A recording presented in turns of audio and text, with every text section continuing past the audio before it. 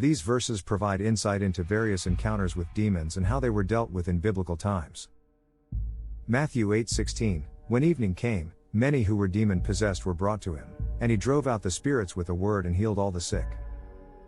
He also drove out many demons, but he would not let the demons speak because they knew who he was. Mark 5:8, for Jesus had said to him, "Come out of this man, you impure spirit." James 2:19, you believe that there is one God. Good. Even the demons believe that, and shudder. 1 Timothy 4:1, the Spirit clearly says that in later times some will abandon the faith and follow deceiving spirits and things taught by demons. Matthew 12:43-45, when an impure spirit comes out of a person, it goes through arid places seeking rest and does not find it. Then it says, I will return to the house I left. When it arrives, it finds the house unoccupied, swept clean and put in order. Then it goes and takes with it 7 other spirits more wicked than itself, and they go in and live there. And the final condition of that person is worse than the first. That is how it will be with this wicked generation. Revelation 16:14, they are demonic spirits that perform signs, and they go out to the kings of the whole world, to gather them for the battle on the great day of God Almighty. 1 John 4:1-3, dear friends, do not believe every spirit, but test the spirits to see whether they are from God, because many false prophets have gone out into the world.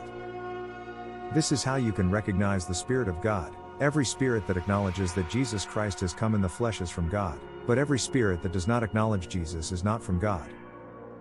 This is the spirit of the Antichrist, which you have heard is coming and even now is already in the world. Ephesians 6:12, for our struggle is not against flesh and blood, but against the rulers, against the authorities, against the powers of this dark world and against the spiritual forces of evil in the heavenly realms. Luke 10:17-20, the 72 returned with joy and said, Lord, even the demons submit to us in your name. He replied, I saw Satan fall like lightning from heaven.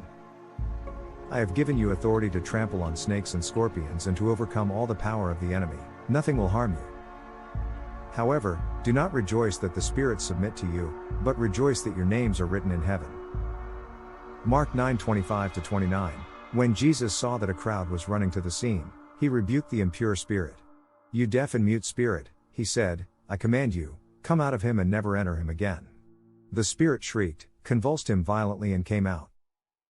The boy looked so much like a corpse that many said, he's dead. But Jesus took him by the hand and lifted him to his feet, and he stood up. After Jesus had gone indoors, his disciples asked him privately, why couldn't we drive it out? He replied, this kind can come out only by prayer. 2 Corinthians 11:14-15, and no wonder, for Satan himself masquerades as an angel of light.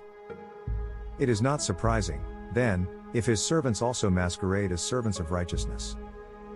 Their end will be what their actions deserve. 1 Corinthians 10:20-21, no, but the sacrifices of pagans are offered to demons, not to God, and I do not want you to be participants with demons. You cannot drink the cup of the Lord and the cup of demons too, you cannot have a part in both the Lord's table and the table of demons. 1 Samuel 16:14-16, now the Spirit of the Lord had departed from Saul, and an evil spirit from the Lord tormented him. Deuteronomy 18:9-14, when you enter the land the Lord your God is giving you, do not learn to imitate the detestable ways of the nations there. Anyone who does these things is detestable to the Lord. Because of these same detestable practices the Lord your God will drive out those nations before you. 1 John 3:8, the one who does what is sinful is of the devil, because the devil has been sinning from the beginning. The reason the Son of God appeared was to destroy the devil's work. 1 Samuel 18:10-11, the next day an evil spirit from God came forcefully on Saul. Matthew 4:24, news about him spread all over Syria, and people brought to him all who were ill with various diseases, those suffering severe pain, the demon-possessed, those having seizures, and the paralyzed, and he healed them. Mark 3:11, whenever the impure spirits saw him, they fell down before him and cried out, you are the Son of God.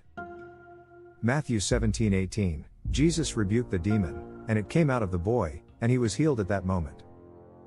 Matthew 12:22, then they brought him a demon-possessed man who was blind and mute, and Jesus healed him, so that he could both talk and see. Matthew 10:1, Jesus called his 12 disciples to him and gave them authority to drive out impure spirits and to heal every disease and sickness. Acts 5:16, crowds gathered also from the towns around Jerusalem, bringing their sick and those tormented by impure spirits, and all of them were healed. Mark 9:38-40, Teacher, said John, we saw someone driving out demons in your name and we told him to stop, because he was not one of us. Do not stop him, Jesus said. For no one who does a miracle in my name can in the next moment say anything bad about me, for whoever is not against us is for us. Luke 4:33-35, in the synagogue there was a man possessed by a demon, an impure spirit. He cried out at the top of his voice, Go away! What do you want with us, Jesus of Nazareth? Have you come to destroy us? I know who you are, the Holy One of God. Be quiet. Jesus said sternly. Come out of him. Then the demon threw the man down before them all and came out without injuring him. Mark 3:14-15, he appointed 12 that they might be with him and that he might send them out to preach and to have authority to drive out demons. Luke 8:2, and also some women who had been cured of evil spirits and diseases, Mary, called Magdalene, from whom 7 demons had come out. Acts 19:11-12, God did extraordinary miracles through Paul, so that even handkerchiefs and aprons that had touched him were taken to the sick, and their illnesses were cured and the evil spirits left them. Acts 8:7, with shrieks, impure spirits came out of many, and many who were paralyzed or lame were healed. Revelation 12:9, the great dragon was hurled down, that ancient serpent called the devil, or Satan, who leads the whole world astray. These verses provide insight into various encounters with demons and how they were dealt with in biblical times.